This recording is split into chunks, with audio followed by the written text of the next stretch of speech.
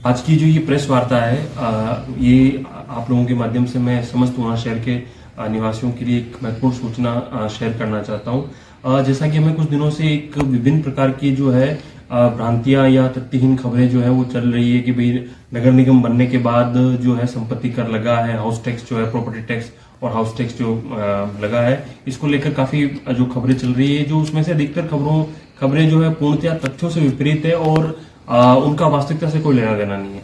तो मैं कुछ चीजें आपके साथ क्लियर करना चाहूंगा। पहला प्रश्न लोग ये पूछ रहे हैं कि क्या नगर निगम बनने के बाद जो है प्रॉपर्टी टैक्स लगा है, तो मैं जैसा कि मैंने प्रेस नोट के माध्यम से बताया और मैं फिर से क्लियर करना चाहूंगा, पहले भी संपत्ति कर प्रॉपर्टी टैक्स लिया जाता था और पहले भी इसको लेकर जो है लोगों ने जमा भी करवाए हैं और सबसे वसूली भी होती है। नगर निगम बनने के बाद कोई नया कर नहीं लगा है, केवल जो नगर परिषद का पूर्व वाला इलाका था जिसमें संपत्ति कर पहले से लिया जा रहा था उसी में बिल जा रहे हैं और चूंकि नगर निगम बन गई है तो अब वो बिल जो है कमिश्नर के साइन से जा रहे हैं, जबकि ये सारी जो संपत्ति कर का निर्धारण कितनी रेट लगेगी, किस किस मकान पे लगेगी, कौन सी जो बिल्डिंग एग्जम्प्टेड रहेगी और कौन सा जो है पार्ट जो है जिसमें क्या रेट रहेगी, फैक्टर क्या रहेगा, ये सब पूर्व की नगर परिषद द्वारा ऑलरेडी तय कर दिया गया था। तो इसमें पूर्व की नगर परिषद ने 2022 में ही ये सारी जो है कार्यविधि करके यूनिट एरिया मेथड या जो स्क्वायर मीटर से रेट है, पुरानी में जो है अनुमान आधारित था कि किसी ने अपना मकान बता दिया कि मेरा एक मकान कमरे का है तो 30 रुपए 50 रुपए के हिसाब से इस प्रकार से होता था। लेकिन 2023 के बाद टेक्नोलॉजी का यूज करते हुए आप लोगों को पता है कि पूरे शहर में ड्रोन सर्वे करवाया गया और हर एक घर की मैपिंग हुई है, लोगों के घर घर जाकर उनसे उनका एफिडेविट जो है उनसे कुछ सूचना ली गई है कि भाई आपके यहाँ कितना एरिया है, कितने फ्लोर है और उसके बाद उसको ग्राउंड पे वेरीफाई करके सबको जो है बिल जारी किए जा रहे हैं। तो आप लोगों के माध्यम से मैं समस्त ऊनावासियों को बताना चाहूंगा कि नगर निगम द्वारा कोई नया कर जो है नहीं लगाया गया। ऊना में जो पूर्व में संपत्ति कर प्रॉपर्टी टैक्स जो लिया जाता था वही है, जो उसके बिल है पुराने बिल जो पहले भी दिए जाते थे और इसके बारे में नगर परिषद ने पूर्व में प्रस्ताव करके 2022 में अक्टूबर 2022 में इसको जो नई रेट्स अप्रूव किए थे और गजट नोटिफिकेशन अप्रैल 2023 में हुई थी इसकी, वो की गई थी। हमने ये जरूर किया है कि जो हमें 10 दिनों के अंदर जो 1 से लेकर 15 मार्च तक हमें बिल जमा करा देंगे उनको हमने 10% 15% की जो है छूट दी है इसमें संपत्ति कर को जमा कराने में। ये हमारे तरफ से एक प्रावधान ये किया गया है ताकि जो लोग हैं उनको अधिक से अधिक जो हमें बिल जमा कराने में सहयोग मिले। तो ये पूर्णतः गलत और तथ्यहीन बात है कि नगर निगम बनने के बाद नया टैक्स लोगों पर लाद दिया गया है।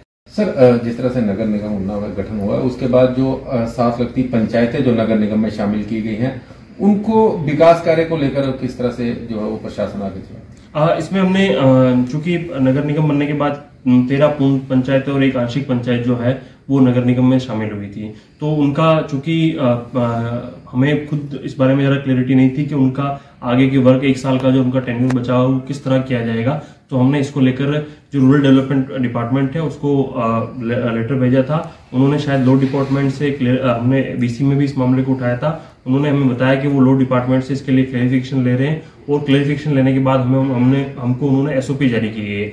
एसओपी में उन्होंने हमें साफ जो है कुछ निर्देश दिए गए हैं कि भाई जो भी कार्य चल रहे हैं वो नहीं रुकेंगे और जो पहले से शेल्फ में जो कार्य स्टार्ट हो चुके हैं और प्रोग्रेस में है वो पूर्व की भांति चलते रहेंगे। उनको फंडिंग को लेकर उनको जो पेमेंट है उसमें किसी प्रकार की कोई बाधा नहीं आएगी, चाहे कन्वर्जेंस से हो या चाहे मनरेगा के प्रोविजंस में किए जा रहे हो, तो उसमें किसी प्रकार की रुकावट नहीं है और हमने भी उसी हिसाब से किसी कार्य को अब तक जो है रोकने का निर्देश या ना तो दिया है ना रोका है। बिल्कुल, तो सारे जो पूर्व के कार्य वो चल रहे हैं। साथ ही हमारे ही पक्ष को लेकर जो शेल्फ में पिछली शेल्फ में अप्रूव हुए थे लास्ट फाइनेंशियल ईयर की जो सेल्फ बन चुकी है वही कार्य है वही किए जा सकेंगे। उसको लेकर भी हमें जो है निर्देश हमने पंचायतों को सबको दे दिया है। ग्राम सभा भी जो है वो उन एरिया में हो सकेगी, लेकिन इसी एक कंडीशन के साथ कि कोई भी नई शेल्फ अप्रूव नहीं की जाएगी। जो नए एरिया जो है नगर निगम में मर्ज हो चुके हैं उनके लिए कोई नई शेल्फ जो है वो नहीं बनेगी। बस पूर्व के कार्यों का अनुमोदन करने में या सोशल ऑडिट के जो पूर्व के जो बचे हुए काम है उनको करने में जो ग्राम सभा की रिक्वायरमेंट होती है, कॉन्स्टिट्यूशनल रिक्वायरमेंट, वही कार्य जो है वो करेंगे। चाहे जनरल अवेयरनेस है, रूटीन वर्किंग, सोशल ऑडिट और मनरेगा 15 एफसी के काम है उनको डिस्कस करने के लिए।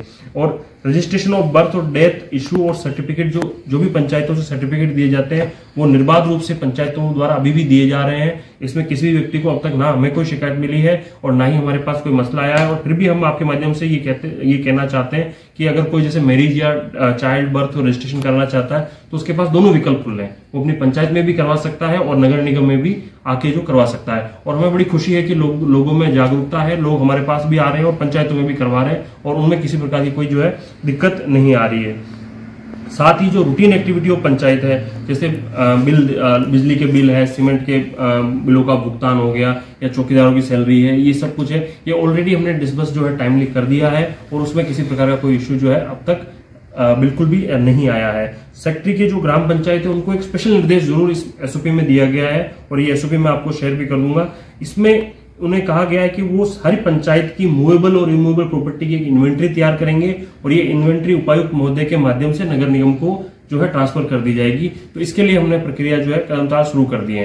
तो ये एक चीज मैं क्लियर कर देता हूं आप लोगों के माध्यम से, किसी भी पंचायत में कोई भी विकास कार्य नहीं रुका है, किसी की कोई पावर जो है वो सीज नहीं की गई है, केवल वही कार्य जो पूर्व में चल पड़े थे और पूरे नहीं हुए थे वो कर रहे हैं। लेकिन नए कार्य जो है जो पंचायतों के द्वारा नए कार्य जो शेल्फ में अप्रूव नहीं है या जो नहीं अनुमोदित है उनको कार्य करने पर प्रतिबंध है। बाकी पूर्व की बातें जो है वो कार्य कर रही है पंचायत। सर, जिस तरह से 13 पूर्ण पंचायत और एक आंशिक पंचायत जो है वो इसमें शामिल की गई थी, उसके बाद और भी आवेदन जो है वो मांगे गए थे, तो क्या उस कड़ी में नगर निगम का जो दायरा है वो और बढ़ाने पर भी प्रयास किया? जैसे कुछ इलाके हैं जैसे रक्कड़ कॉलोनी, शिवालिक कॉलोनी और जो कुछ कॉलोनी के हिस्से जो है कुछ छूट गए थे या जिन लोगों का मानना था कि ये कॉलोनी का पार्ट है और ये आना चाहिए था, तो हमने आप लोगों के माध्यम से ही सूचित करके लोगों से आवेदन मांगे थे। हमें 3-4 जगह से आवेदन भी आए, हमने उनकी जांच करवाई और वो एरिया और उनके बीच में लगते हुए एरिया का हमने प्रपोजल तैयार कर दिया है और वो जो है डॉक्टर यूडी को है हमने भेज दिया है और शीघ्र ही उनको जो नगर निगम में शामिल करने की कवायद संपूर्ण कर ली है।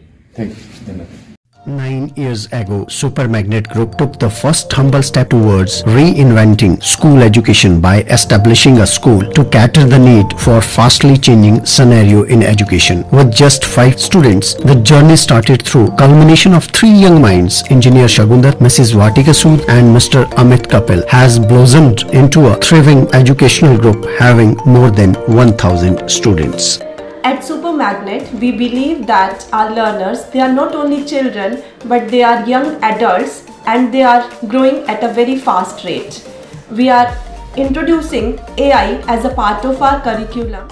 Super Magnet has helped me to develop my collaboration skills, learning skills and refined set of abilities.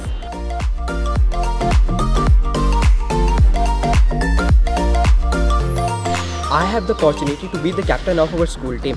At Super Magnet, special focus is given on the sports by our coach. We are creating the environment that will help and encourage our students who think out of the box. We are developing the learning techniques that will help our students to be the change makers and the leaders in the society. It's not just a school, but a family to all of us.